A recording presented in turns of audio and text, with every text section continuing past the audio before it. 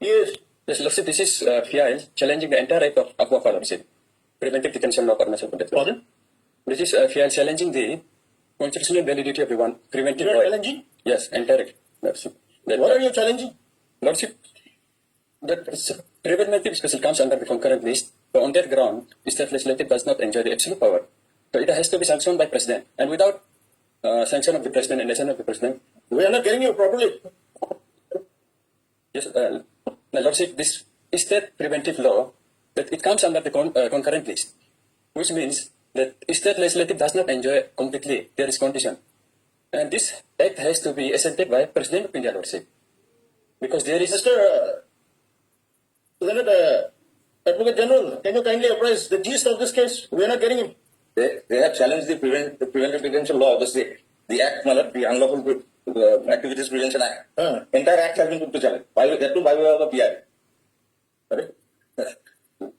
We are questioning the very maintainability of the PI itself. How can you maintain a PI? Your Lordship, can you come to the PI? That will make the position very clear.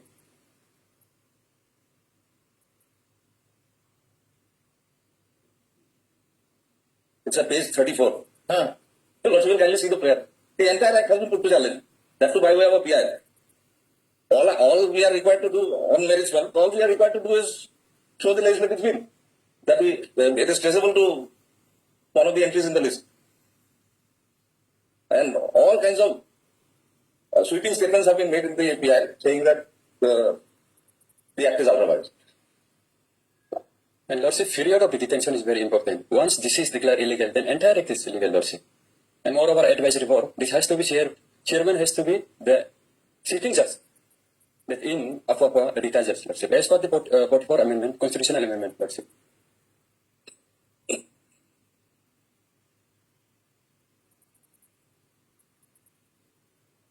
And Lordship, regarding the FIL, there is already one case that entire act has been challenged through the FIL, Lordship. I have the case, Lordship.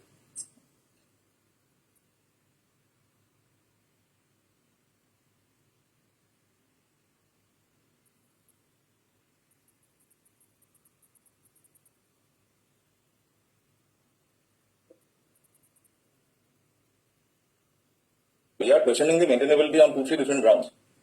There are judgments I can place if the Lordship so desire. Firstly, Madam,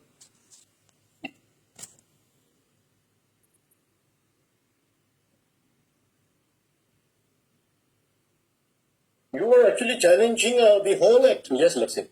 Because Lordship, that this preventive detention, that there is a case of the repugnancy, case of the inconsistent with the Central Act. When there is a consist between the Central Act, then under the 254 Lordship, yes, 254 subsection 2, that assent of the President is needed, Lordship. This has to be complied, mandatory, Lordship. Either sanction, previous sanction should be obtained from the President. Because Lordship, preventive detention, there is lots of the collide between the directive principle of state policy and fundamental right, part 3 and part 4. On that ground, that only union government, parliament is only permitted, Lordship. Because, Mr. Indaniel, the petitioner says that it is only the Union of India which has the competency. Your Lordship kindly take up the constitution. That answer is straight away I can answer. Your Lordship kindly have the constitution. Where is the constitution? AC. Can we give some AC? It's so hot. Very hot. Your Lordship will come to the concurrent list this week. These 3 months. And your Lordship will kindly see the third entry. The Article 2 for 2. Your Lordship will come to the schedule, second schedule. The concurrent list 3. No, that is in which article? No, Schedule. Second schedule to the Constitution. If we are holding the same book, it is at page 271. Yes, Lordship. It comes under Concurrent list, your Lordship will kindly see the third entry. 229 page. Union list. No, the concurrent list 3.